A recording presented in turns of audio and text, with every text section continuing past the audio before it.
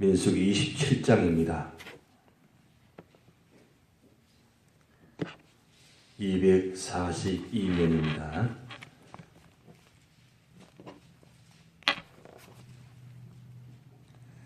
한 절씩 교독하겠습니다.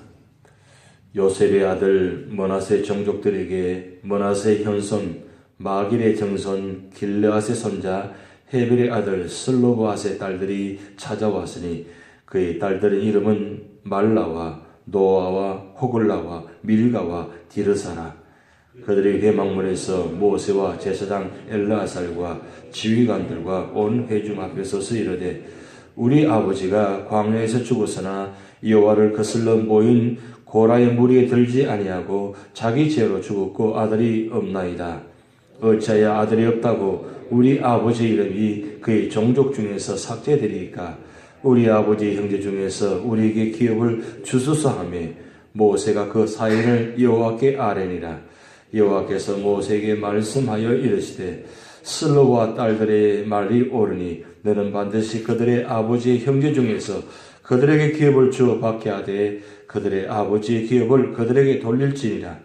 너는 이스라엘 자손에게 말하여 이르기를 사람이 죽고 아들이 없으면 그의 기업을 그의 딸들에게 돌릴 것이요 딸도 없으면 그의 기업을 그의 형제에게 줄 것이요 형제도 없으면 그의 기업을 그의 아버지의 형제에게 줄 것이요 그의 아버지 형제도 없으면 그의 기업을 가장 가까운 친족에 주어 받게 할지니라 하거나 나 여호와가 너 모세에게 명령한 대로 이스라엘 자손에게 판결의 규례가 되게 할지니라.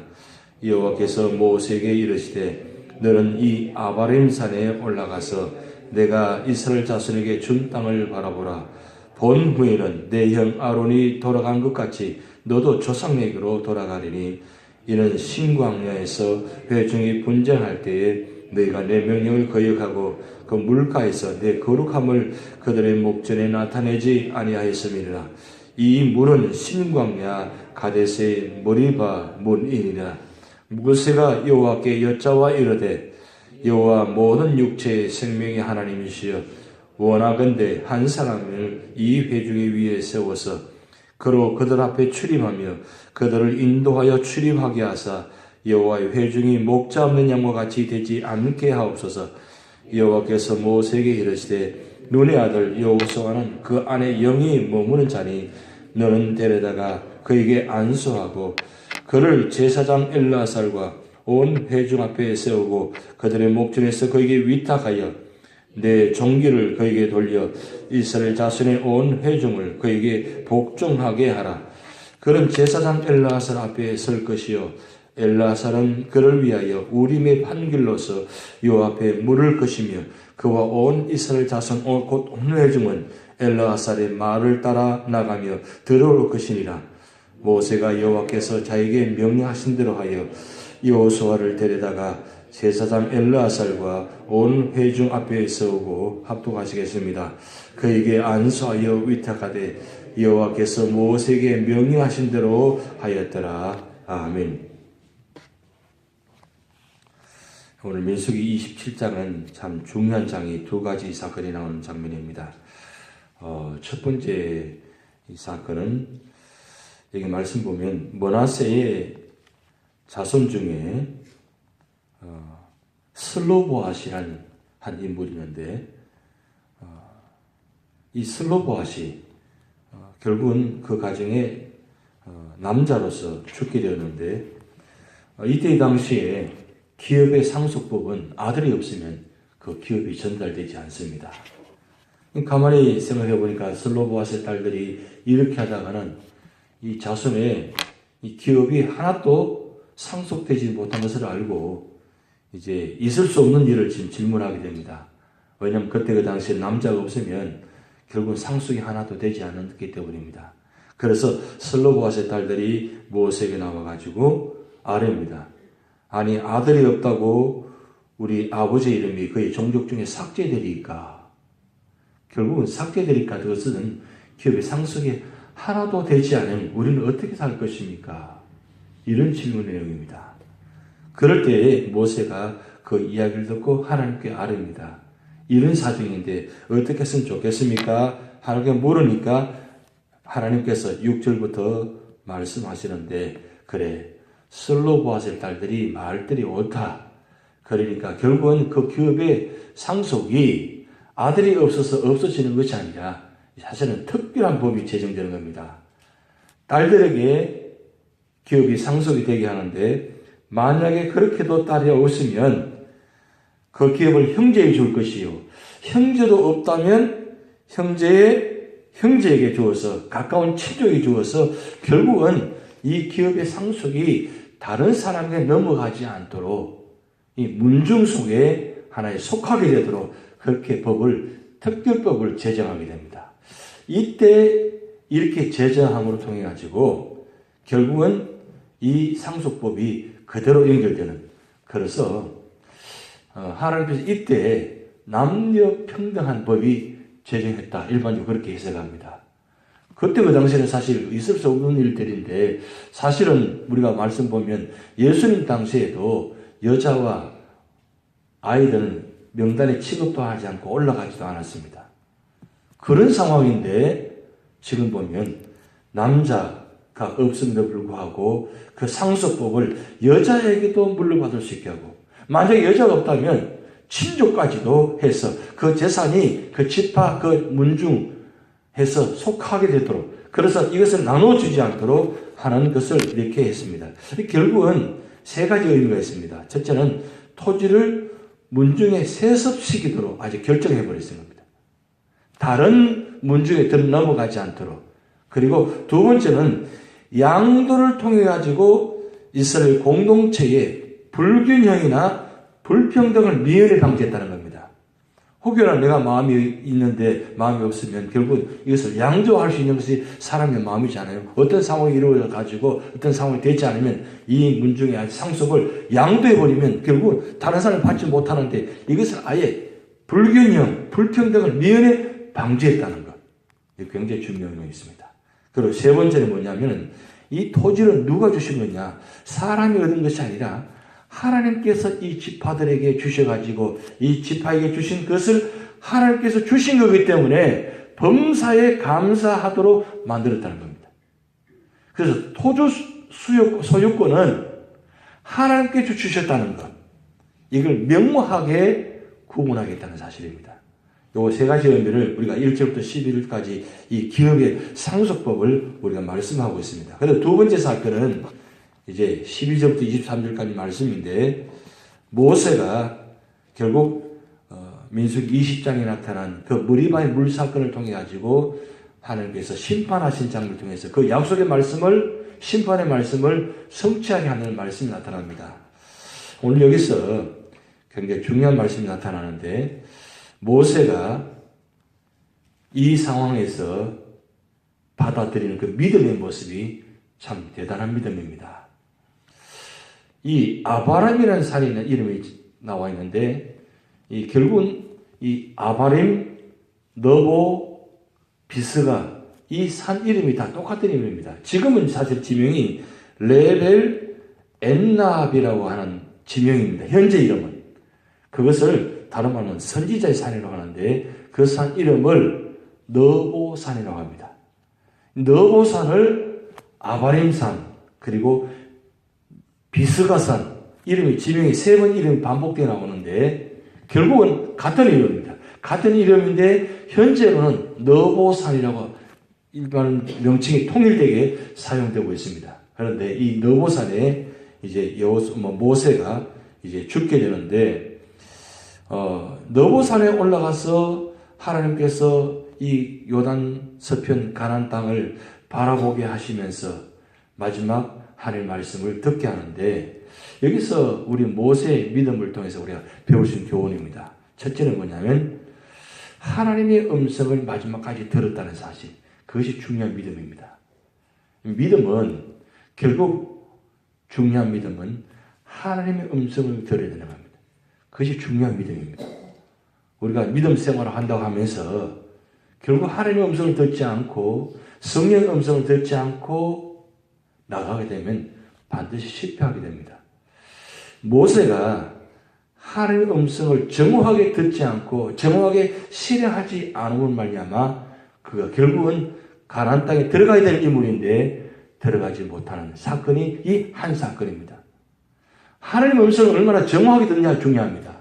정확하게 들어야 정확하게 실행할 수 있는데 우리는 하나님의 음성을 듣지 않냐고 성령의 음성을 듣지 않고 내 생각대로 내 방법으로 내 경험으로 모든 걸 감당한단 말이에요. 그래서 결국 인간의 생각으로 끝나버립니다.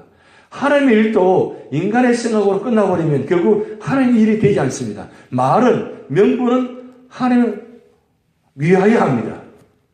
그런데 결국은 남는 것은 하나님 위하여가 아니라 나 자신을 위하여 끝나버립니다. 이게 굉장히 무서운 결과가 나타납니다.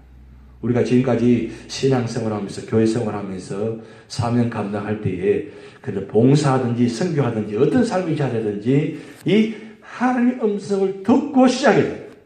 그래서 로마서 12장 2절 말씀에 하나님의 선하시고 기뻐하시고 온전한 뜻이 무엇인지 분별하라 그랬어요. 이게 중요한 신앙의 모습입니다.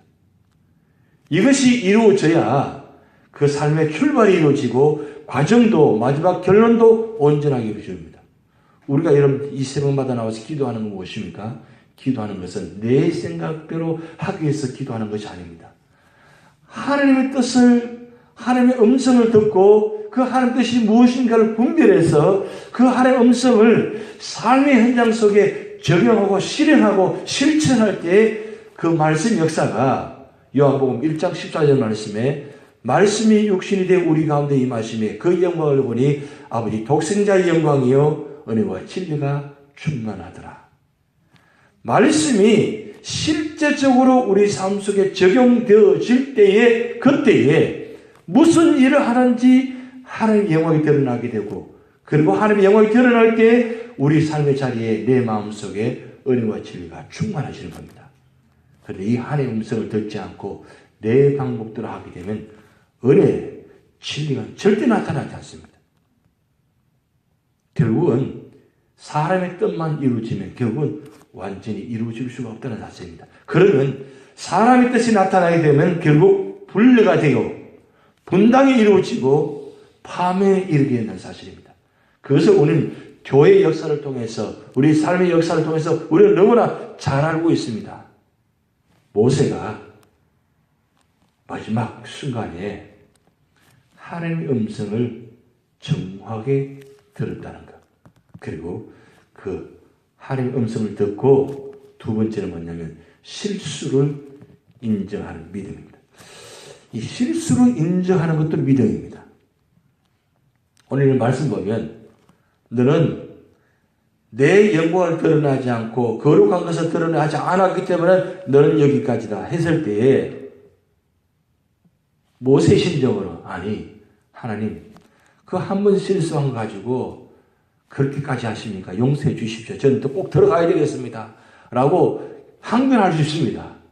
그런데 오늘 말씀 읽어보면 그리고 신명기 34장의 말씀 보면 마지막 말씀대로 나타나는데 모세가 항변하지 않습니다. 그대로 그 실수를 받아들입니다. 그리고 인정합니다. 그것이 바로 믿음입니다. 교회 안에서 신앙생활 하다 보면 실수할 수 있습니다. 하나님 일을 감당하다 보면 실수할 수 있습니다. 그런데 실수를 인정하지 않고 변명합니다. 많은 사람들이 보면 변명합니다. 실수 인정하면 뭔가 자기 자신 자존심이 상하는 것 같고 뭔가 다 무너지는 것 같고 안 될 것 같고 하니까 자꾸 변명합니다. 변명하다 보니까 결국은 일이 더 커져 버립니다. 사실은 실수를 인정해버리면 그 문제는 끝나버릴 텐데 실수가 자꾸 꼬리에 물을 가지고 결국 한 가지 이 실수가 아무것도 아닌데 진행할 수 있는 그 실수의 문제가 나중에는 수습이 되지 않는 그런 지경까지 가버린다는 사실이에요. 그런 사실도 우리는 많이 봅니다. 특히 신앙생활을 오래 하시고 연세가 들어가면 갈수록 실수를 잘 인정하지 않습니다. 자꾸 변명하려고 합니다. 그래, 내가 생각이 짧았다. 내가 생각이 부족해서 그랬어. 라고 하면 받으셔야 돼요. 근데 왜 우리가 실수를 인정하지 않느냐? 받지 않기 때문입니다. 한 번 실수를 인정했어요. 인정했는데 그것이 꼬리표가 되어버렸어요. 끝까지 그거 가지고 물고 늘어지는 거예요. 너 그때 그렇지 실수했지 않냐고. 계속 물고 늘어지니까 한 번 당하고 나니까 절대 실수를 인정하지 않아요. 사실은 실수를 인정한다는 것은 회개의 의미잖아요. 회개입니다. 회개의 의미는 하나님은 누구든지 무슨 일을 하든지 회개하면 다 인정하시고 다 받아주셨습니다. 그것이 하나님 뜻이고 예수 그리스도 뜻입니다. 제가 아무리 무서워도 아무리 중해도 진심으로 회개하면 받아주셔야 됩니다. 근데 회개하는 척하죠. 그러면 어떻게 되겠습니까? 그렇게 믿지 못하는 거예요. 야, 또 나중에 무슨 일을 할지 모르는 거예요. 저 사람이 어떤 일을 또 할지 모르니까 받아줄 수가 없는 거예요. 그것이 오늘 우리 현실의 문제입니다. 예배를 드리면서 기도를 하면서 실질적으로 하나님의 진정으로 회개하지 아니고 실수를 인정하지 않다 보니까 자꾸 문제가 되고 자꾸 문제가 복잡하게 되고 그것 때문에 교회가 가정이 삶의 모든 모습들이 자꾸 어지럽게 복잡해지는 겁니다. 이건 국가적으로 마찬가지예요. 지금 여러 가지 모습도 우리가 많이 듣고 있습니다. 그것도 실수도 타이밍이 중요합니다. 인정하고 타이밍이 중요해요. 그 기회를 놓쳐버리니까 자꾸 꼬리에 물고 그러니까 결국은 받아주지 않는 거예요. 그 모습 보면 너무 안타깝습니다. 너무 안타까워요. 근데 하나님은 이 모세의 실수를 인정하고 그 모세의 실수를 그대로 받아주시고 그리고 모세도 깨끗하게 인정한다는 사실. 이게 굉장히 중요한 믿음입니다. 그리고 세 번째 굉장히 중요한 믿음인데 모세가 마지막 순간 자기를 나타내지 않았습니다. 이것도 믿음입니다. 모세가 사실은 한 일이 역사상 가장 큰 일 아닙니까? 200만 명이나 되는 인원을 물론 하나님께서 맡겨주셨습니다. 하나님 지팡이를 들려주셔가지고 그것을 통해서 다 인도하셨습니다. 그런데 하나님께서 당신 혼자만 일하신 것이 아니라 모세와 함께 일하셨습니다. 그렇다면 모세가 얼마나 큰 일을 감당했습니까? 40년 동안이나 이 200만 명을 가나안 땅 툭하면 원망하고 툭하면 뭐 원망하고 불평하는 이런 인원을 40년간 인도했다면 이건 엄청난 지도자 역할을 했고 사명을 감당했습니다. 그런데 모세의 마지막 모습을 보시기 바랍니다. 그 하나님의 음성을 듣고 그 다음에 그 실수를 깨끗이 인정하고 자기 자신을 다 내려놓습니다. 그리고 거기서 끝나지 않고 어떻게 합니까? 하나님, 이 백성을 어찌하겠습니까? 이 백성을 어떻게 해야 되겠습니까? 하나님, 이 지도자를 세워가지고 하나님께서 이 백성을 인도해 되지 않겠습니까? 이렇게까지 그의 백성을 사랑하는 모습, 자기 자신을 다 내려놓고 오직 백성만 사랑하는 이 모습, 그래서 이 자기를 나타내지 않는 끝까지 이 믿음이 얼마나 중요한지 모릅니다. 그래서 하나님은 이 모세를 마지막 120세까지 눈이 흐트러지지 않고 건강하게 마지막까지 하나님께 지켜주셨습니다. 그리고 하나님께서 이 너보산에 올라가서 가나안 땅을 바라보지 않고 하나님께서 부르셔서 할 수 있는 모습입니다. 그런데 꿈에도 그랬던 그 가나안 땅을 너보산에 올라가서 다 보게 하십니다. 다 보게 하고 그 너보산에서 하나님은 부르셨습니다. 그런데 여러분 신명기 34장의 말씀 보면 분명히 그 너보산에서 하나님 부르셨습니다. 그리고 생명을 거두었습니다. 그런데 그의 흔적을 찾을 수가 없다고 그랬어요. 흔적을 찾을 수 없다고 그랬어요. 무슨 뜻입니까? 하나님께서 부르셨다는 뜻입니다. 뭘 보러 하느냐고요? 여러분 마태복음 17장 보면 변화산상에 예수님과 엘리야와 모세가 함께 있는 장면을 연출하게 하십니다. 꿈에도 그리던 그 가나안 땅 들어가 보지도 못하고 얼마나 인간적으로 그 40년 동안에 그렇게 긴 세월 동안 가나안 땅을 얼마나 그리워했겠습니까?